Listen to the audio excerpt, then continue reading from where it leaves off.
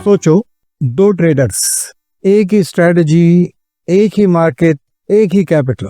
6 महीने बाद एक ने 40 लाख कमाए और दूसरे ने 24 लाख कमा दिए। फर्क क्या था? चार्ट्स नहीं, इंडिकेटर्स नहीं, न्यूज भी नहीं। असल फर्क था importance of psychology in trading. एक को समझ में आती थी, दूसरे को नहीं। और अगर आपको लगता है कि ये सिर्फ एक फैंसी कॉन्सेप्ट है तो ये वीडियो आपके लिए है। इस वीडियो में हम 3 बातें समझेंगे। पहली, क्यों माइंडसेट ही आपकी सबसे बड़ी ताकत है। उसके बाद नंबर 2 पर हम एक रिलेटेबल एग्जांपल देंगे जो सच को साफ कर देगा। और तीसरा, how to control emotions in trading. अगर ये 3 बातें नहीं समझी तो कोई भी स्ट्रेटजी आपकी मदद नहीं कर सकती, आप नुकसान में ही रहेंगे।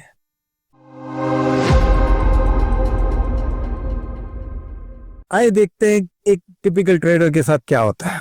कुछ प्लान किया, महीनों तक बैक टेस्टिंग की, रिजल्ट भी अच्छे दिखाई दिए। 68% विन रेट, 2:1 का रिवॉर्ड टू रिस्क रेशो।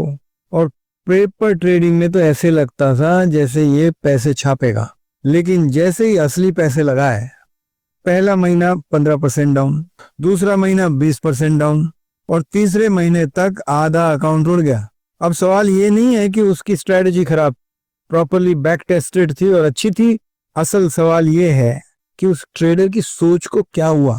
और यही सवाल हमें इस वीडियो के सबसे बड़े पॉइंट पर लाता है कि असल खेल चार्ट पर नहीं, दिमाग के अंदर हो रहा होता है।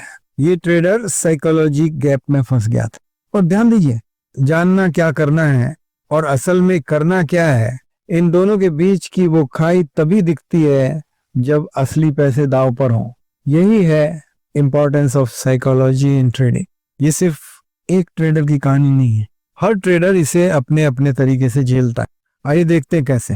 पहला जाल है डर।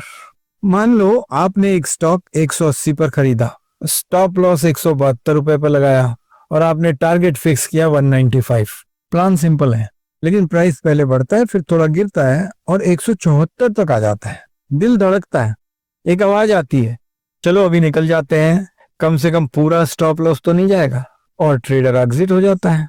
कुछ समय बाद स्टॉक 200 पर पहुंच जाता है। यहीं पर समझ में आता है कि ये स्ट्रेटजी की हार नहीं थी, ये ट्रेडिंग साइकोलॉजी में डर की जीत थी। और डर से भी खतरनाक है दूसरा जाल, ये है बदला। एक ट्रेडर ने 850 पर स्टॉक खरीदा, स्टॉप लॉस 840 पे लगाया, स्टॉप लॉस हिट हो गया, 10 रुपए का नुकसान हो गया। लेकिन उसने सोचा ये स्टॉक तो ऊपर ही जाएगा, डबल साइज में री एंट्री कर लेता हूं, ये 10 रुपए भी वसूल हो जाएंगे और प्रॉफिट भी हो जाएगा। तो 835 पे फिर से एंट्री की, स्टॉक गिरा और 810 तक पहुंच गया, लॉस पहले से 5 गुना बढ़ गया। क्या जरूरत थी इस बदले लेने से? दूसरी ट्रेड ढूंढते, अच्छी ट्रेड ढूंढते, प्रॉपर रिस्क मैनेजमेंट के साथ चलते। ये स्ट्रेटजी की हार नहीं, ये ट्रेडिंग साइकोलॉजी की हार थी। और यही वजह है कि स्टॉक मार्केट में इमोशंस पर काबू करना बहुत जरूरी होता है हर ट्रेडर के लिए। If you don't know how to control emotions in stock market, then you should not be trading.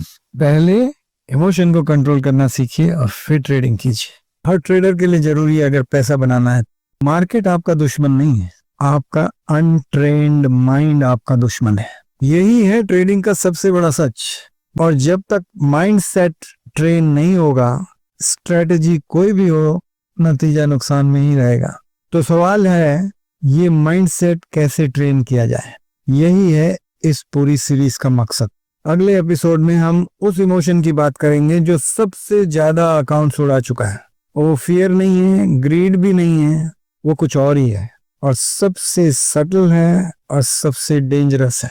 और उसके निपटने की एकदम प्रैक्टिकल स्ट्रेटजी भी सीखेंगे। अगर इस वीडियो में आपको ये समझ में आ गया कि importance of psychology in trading कितनी है और how to control emotion in stock market क्यों उतना ही जरूरी है जितना कोई स्ट्रेटजी, तो सब्सक्राइब जरूर कीजिए और नीचे कमेंट में लिखें आपका सबसे बड़ा साइकोलॉजिकल चैलेंज क्या है।